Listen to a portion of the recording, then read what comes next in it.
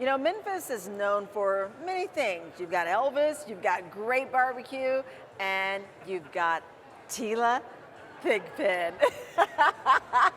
She is here in the house and she's representing the Freedom Preparatory Academy. So thank you so much for being here. Thank you for having me. I appreciate You know, what's it. interesting is that you said something earlier to me is that there's not a lot of you, meaning positions in the room, in the building, in the room where it happens. So talk to me about high schools counselors who are not representative here at the organization of the conference. Sure. I'm a little different than most people. I do work for a charter school, having a background in college admissions as well as private school education. I've decided to, of course, go into the charter school system, working with students who are first generation, low income, helping to develop a college-going culture at different schools. And you don't see a lot of that here. We're not really represented as much as we would like to. And I know NACAC and our different affiliates have been working tirelessly to grow that population.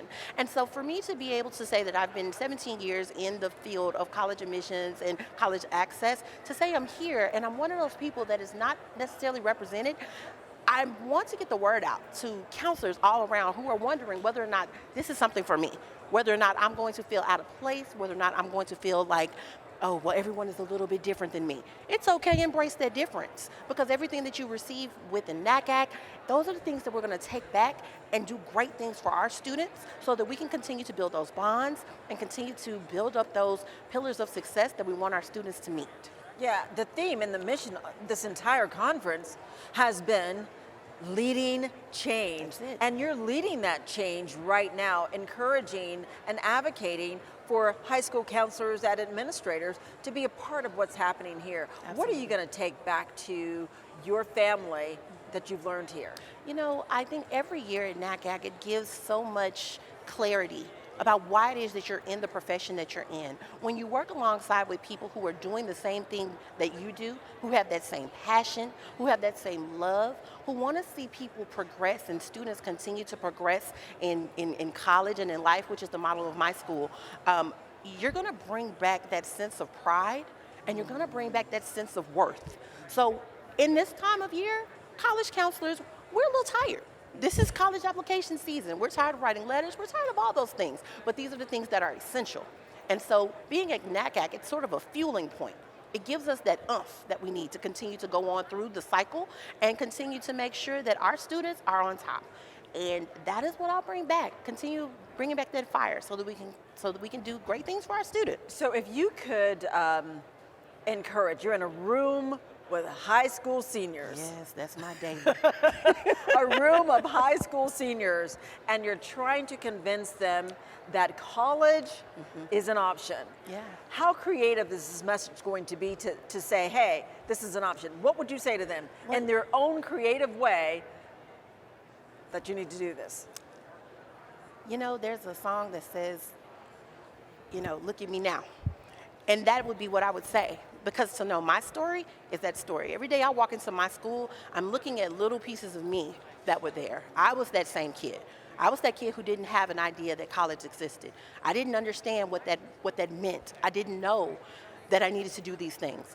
I didn't have a counselor who worked with me. I had a counselor who told me to go on away because I was too late. I didn't know what the ACT test was. I thought it was an acting test. I'm like, do I have to put together a monologue? What do we have to do here? And I didn't know these things. But when I got shunned away, it fueled something in me, even at 17 years old, that said, oh, well, I'll make a maker out of you. I'll figure this out. And now, years later, 2 degrees, barely graduating high school, but graduating college with honors, and now I'm the person that helps get kids into college. I made a decision that no kid would ever come across my way who needs that information and won't get it. So that's what I say. It's not necessarily exactly what I say, but I'm a walking testimony. I'm living it. I'm exactly where it is that you can be and that you can continue to do.